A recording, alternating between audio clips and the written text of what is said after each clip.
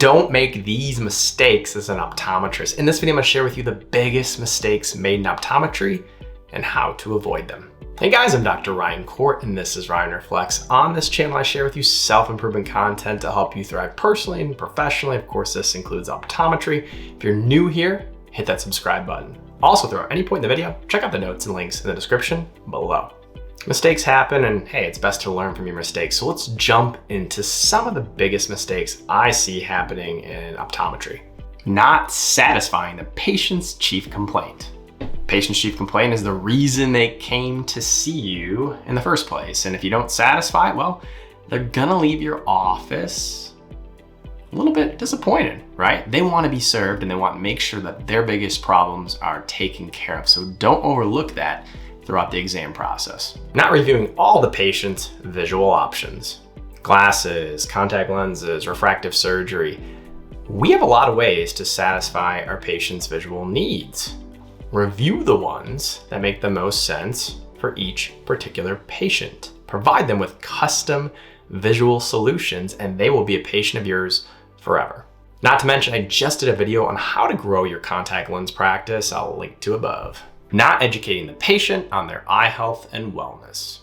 Every patient that presents to your office is a truly unique encounter to educate them on how their lifestyle impacts their eyes, the value of your services, and how your eyes tell you what's going on throughout the body, particularly when it comes to systemic diseases and conditions. Don't waste the opportunity to educate each and every patient on what you're doing and why you're doing it.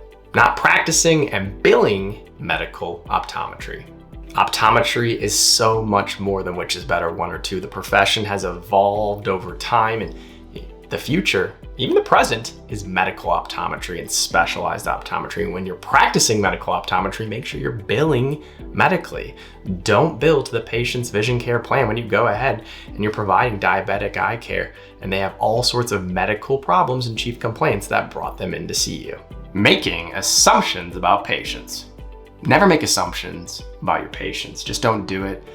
You can't assume that somebody knows about their eye health and wellness and understands the value of your services and what you provide and can or cannot afford the latest and greatest in innovation and technology. Particularly, don't make assumptions off of their appearance, off their insurance, what they walk in with, because that is the wrong way to provide patient care. Don't assume, educate, and prescribe to the highest level. Dismissing industry sales reps. The eye care industry is full of a ton of valuable people that work in business development, on the sales side, supporting you in partnerships. Do not dismiss them. Even if you know that you have a preferred option, it's always good to take the time to get to know them, understand the benefits that their product or service may provide you, and grow as a practice so you can provide better patient care. These people are invaluable and can truly change your practice. Not supporting the profession. Say it with me, optometry is a legislative profession, and guess what? You already know that because you heard it throughout school, and you understand that with a stroke of a pen, we can increase our scope of practice and we can lose our scope of practice. So put your money where your mouth is and support legislative optometry and volunteer so we can advance the profession and move it forward. Not considering optometric specialties. Optometry continues to evolve and the ways to practice and really specialize. Gosh, there's just so many ways to do so. Specialty contact lenses, myopia control, ocular surface, pediatrics, geriatrics, neurooptometry, low vision. There are so many great ways to really provide a particular specialty in your practice and knock it out of the park. I've seen people do really cool things even as of lately with cosmetics, with sports vision. There are just so many cool places and ways to specialize. In fact, I did a video on it I'll link to above. Ignoring your gut instinct. Something makes you uncomfortable and it's a presentation of a clinical disease or issue. Do what's right for the patient. Do not ignore it. Do not just send them out the door and say, have a good day. Seek, consult a second opinion from a colleague or somebody else in the medical community. But it's not rare if it's in your chair. If you feel like something's wrong and it's in your gut and you know that they need further care, get them into the right hands to do so. and not staying up to date with the latest scope of practice and new technology. The profession of optometry has evolved so much in even the 10 years that I've been practicing. Take the time to really dig in and learn what's going on and how you can provide better patient care, and invest when appropriate in the technology to do so. Not respecting or investing in your eye care team. Your eye care team is the reason you're able to provide high quality patient care. They support every effort that you make to do so. So respect them, empower them, delegate to them so they can gain more and more experience and gain that professionalism and learn from those experiences, turning into a robot. Optometry has a lot of repetitive tasks, and I see a number of colleagues that they go in, they refract, they get very robotic in the way they provide care. And at the end of the day, we're serving people. So take the time to get to know your patients, connect with them, whether it's in the practice or even, if you so please, outside the practice.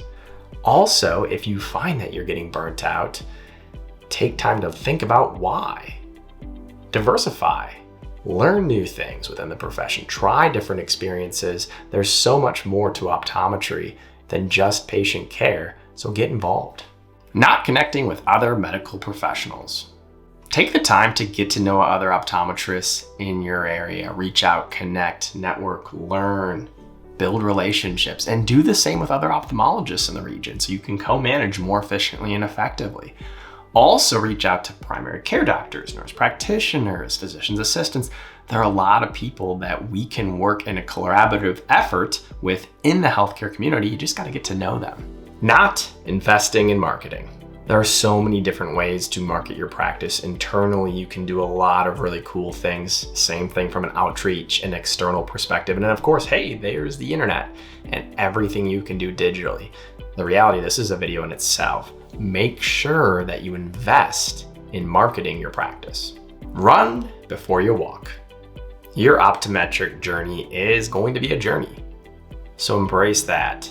Don't bite off more than you can chew. Learn throughout every aspect of the process and understand that your career path and where you envision it coming out of school, even 5-10 years out, is going to evolve. So don't beat yourself up if you feel like, hey, this is where I'm gonna be by this particular time period in my professional career.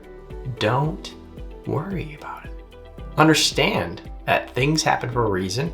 Your experience, your mistakes, your successes, all those things shape and cultivate who you are as an optometrist. So what mistakes do you see optometrists make that they can learn from? Let me know in the comments below, and stay tuned for my next video where we can reflect and grow stronger together.